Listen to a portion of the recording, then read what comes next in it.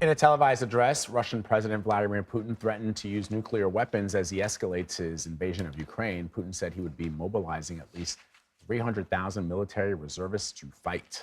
So with more on that from Kyiv, let's bring in Hugo Bachega. He is a correspondent with our partners at the BBC. Okay, so this was a very interesting speech this morning.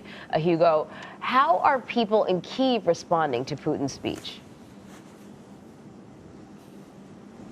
Yeah, it was very significant, Anne-Marie. Hello to you. And I think some people here have mocked, some commentators have mocked the speech. Some have downplayed the announcements made by President Putin. But I think in terms of the reaction from the government, from officials, there's been no surprise. I interviewed this morning one of President Zelensky's top advisors, and he told me that this was a predictable response by Russia to Russia's recent defeats on the battlefield. And he also said that this was the beginning of the collapse of the Putin regime. So that gives you a sense of how this is being viewed here in Kyiv. And what the Ukrainians are saying is that, well, look, this doesn't change anything. Our plan continues, our counteroffensive continues.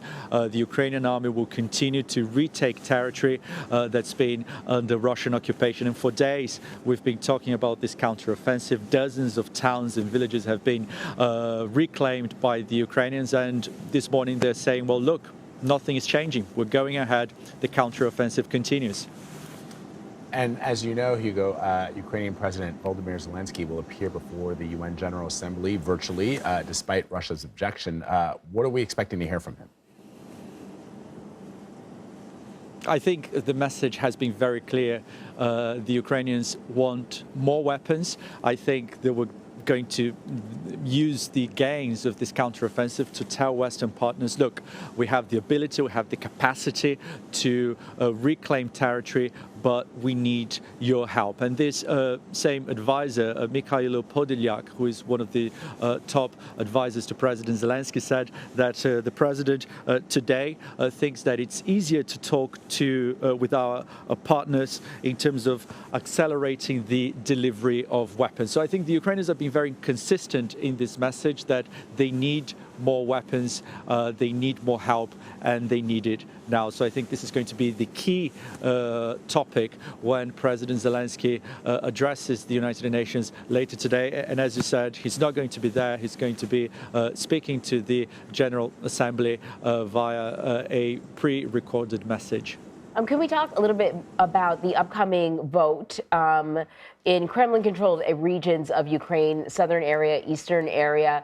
They're voting. It's a referendum to determine whether or not they want to formally join Russia. When I heard about this, I thought about the same thing happening in Crimea in 2014. And certainly there were critics who suggested that there was, there was fraud there. Earlier today, we spoke to one of our reporters, Mary Lushina, and she said something to the effect that this would allow Vladimir Putin, should there be a successful vote, to say now, well, these areas are parts of Russia, and if you attack these areas, you attack Russia. So I have kind of like a two-part question for you. What is the strategy behind this? And are these votes going to be valid and legitimate in any way? So I'll start with the second question because it's the easiest one. No, I think no country, apart from perhaps Belarus and North Korea and two or three others, will recognize the legitimacy of this vote. In 2014, when the Russians went ahead with this referendum in Crimea, no country recognized it internationally. The annexation of Crimea hasn't been recognized. And I think we all know where this is going to go.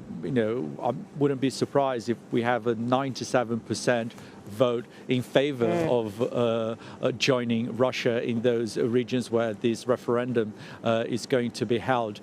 But I think you're right. I think one of the fear here is that once these referendums are held, and if Russia goes ahead with the annexation of those regions, they could say, well, look, this is now part of Russia, and any attack on these areas, any attack on these regions will be considered an attack on Russian territory, even though no countries or or Ukraine will not recognize the legitimacy of those referendums. So I think this is the fear, and we just need to see what is going to happen after these votes are held and what actions Russia is going to take.